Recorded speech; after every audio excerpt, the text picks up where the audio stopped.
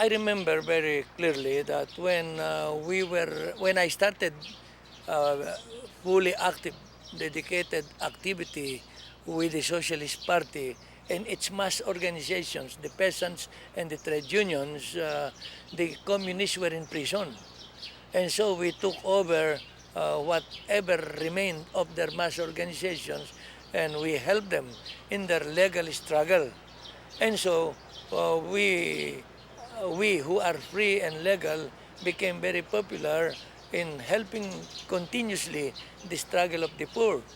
And then Hitler was already invading Europe, and there was a threat, and we guessed it right that Japan, a member of the Axis powers, would do it also in Asia. And so, as the most maybe popular leader then, while the communists were in prison, and with my approach of more Christian and more humane approach in explaining our socialist ideas based on nationalism with a touch of Marxism, the people like it better than the communist approach of dictatorship of the proletariat and very presumptuous in their assumption that only they were right. And so my approach was more acceptable to the masses of Central Luzon. And when the war broke out, I was chosen by the Joint Party to be the chief organizer of a guerrilla army. And so, as to comply with that assignment by the merged parties, Socialist Party, which was my own, and the Communist Party, who were already active then, released by Quezon from prison, we joined on a united front against Japanese possible invasion.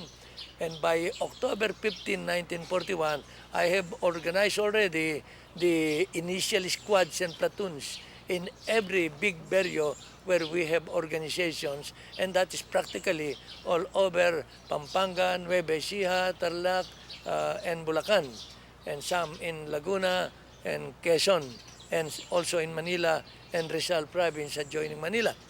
When the war broke out, we were ready. We organized the villages very quickly, precisely because even before the war broke out, even before the Japanese bombed Clark Air Base and other points in the Philippines, we were ready. By October 15, 1941, we have already guessed right that the Japanese will do it because they have already invaded Korea and Manchuria by then. And we started to ambush the Japanese even by January 10 of 1942.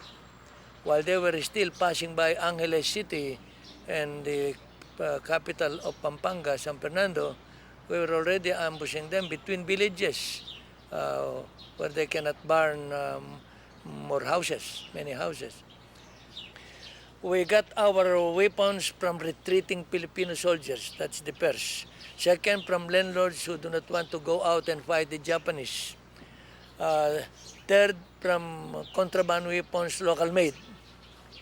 And then we followed the battlefields, and those that were left behind by scared soldiers that added up. Then the little ambushes that we did also produced some guns. But the best and the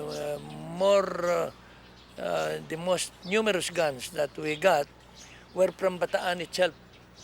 Immediately after the surrender of Bataan, we have our men ready, about 5,000 strong, who have no guns, rode on big bangkas, and while the death march was going on to Pampanga and Tarlac, we were gathering the discarded firearms and ammunition in the battlefield and brought them back to Pampanga, Bulacan, and Tarlac by bangkas through Manila Bay, where there were no Japanese patrol yet. We have about 15 to 20,000 fully armed regular fighters.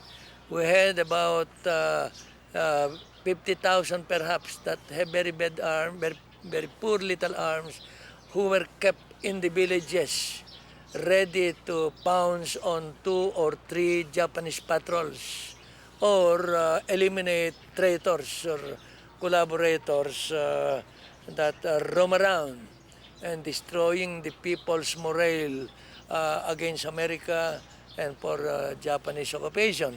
So we gathered firearms from different places and different people, but the most from Bataan battlefield. And we called, and during the war, we called our struggle, make Tokyo our source of guns.